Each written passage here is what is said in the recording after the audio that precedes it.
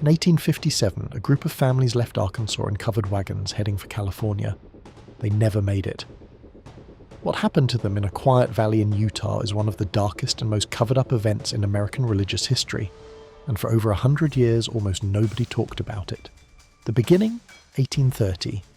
A young man named Joseph Smith in upstate New York says God spoke to him directly, gave him golden plates, a new scripture, a new church. While some people thought he was crazy, some people believed him completely, and that gap between those two reactions would eventually lead to more violence than anyone in that small New York town could have imagined. The early Mormon church grew fast, faster than its neighbours were comfortable with. Mormons voted together as a bloc. They bought land together.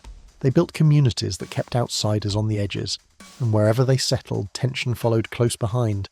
They moved from New York to Ohio, then to Missouri, then to Illinois. Every single time they were driven out by mobs, by laws, and by violence. In Missouri, the governor actually signed what was called an extermination order in 1838, an official government document declaring that Mormons must leave the state or be killed.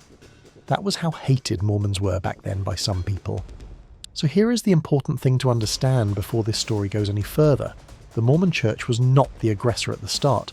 They were the ones being attacked and told they did not belong anywhere in America. But what happens to people who are pushed that far for that long? Sometimes they push back, and that is where this story gets dark. The Danites, 1838, far west Missouri. A secret group forms inside the Mormon community. They call themselves the Danites. On the surface, they are a defense force, a group of men organized to protect Mormon families from the mobs burning their homes.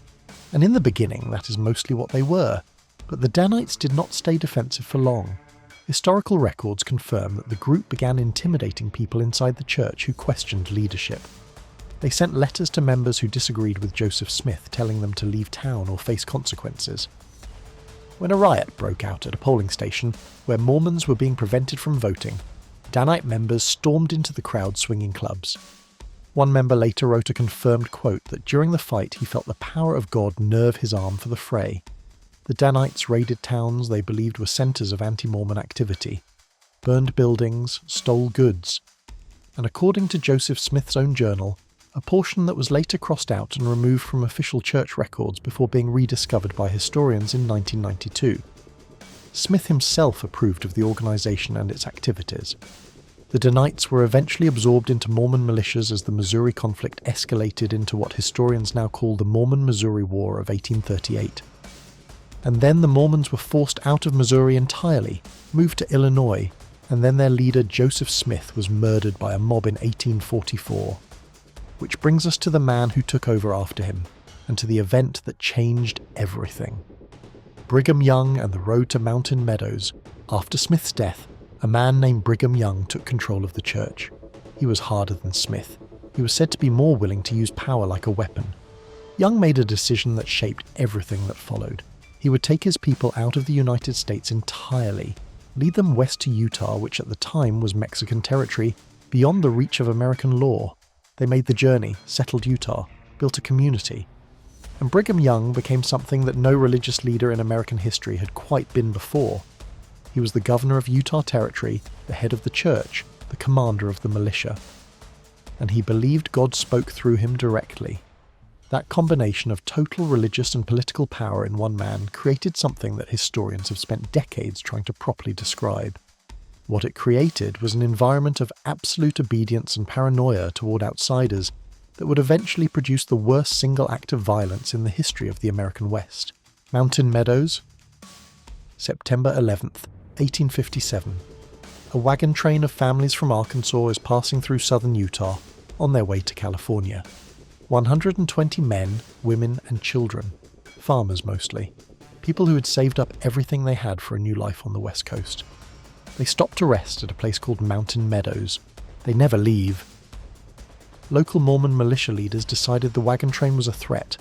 The reasons given were a mixture of rumor, paranoia, and the war hysteria gripping Utah at the time. The United States Army was marching toward Utah. Brigham Young had placed the territory under martial law. Church leaders had been preaching violent sermons about outsiders for months. The local militia attacked the wagon train. The families fought back. The siege lasted 4 days. Then the Mormon militia did something that historians have called one of the most calculated acts of mass murder in American frontier history. They walked into the camp carrying a white flag of truce.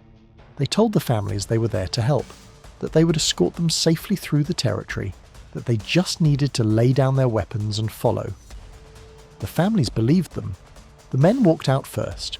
Each one was paired with a Mormon militiaman walking beside him. The women and children followed behind in wagons, and then a signal was given.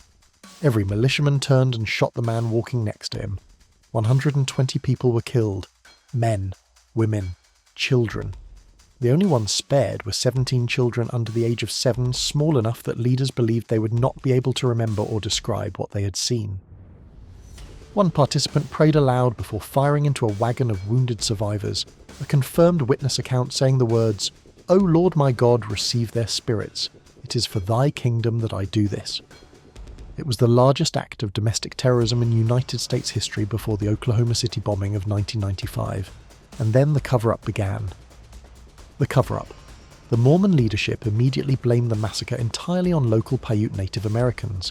That story held for years. Brigham Young later told members of his congregation confirmed historical quote that anyone who considered testifying about what happened would die a dog's death and go to hell. The cover-up worked almost completely. Of all the men involved in the massacre, only one was ever convicted. A militia leader named John D. Lee was executed by firing squad in 1877. 20 years after the massacre at the exact spot where it happened. Every other participant walked free. The LDS Church did not formally acknowledge the role of its members in the massacre until 2007, 150 years later. Why it matters. How do ordinary people end up doing something like this? The confirmed answer is not that they were evil people looking for a reason to kill. The answer is more disturbing than that. They believed they were following God. NPR quoted historian Will Bagley on this directly. He said, confirming that these people did it not because they were ignoring their religion, they did it because they believed they were living their religion. The Mormon Church today is a global institution with over 17 million members. It bears almost no resemblance to the paranoid, militia-led theocracy Brigham Young built in the Utah desert in 1857. But the valley at Mountain Meadow still stands, and the families of the people buried there are still waiting for the full truth to be told.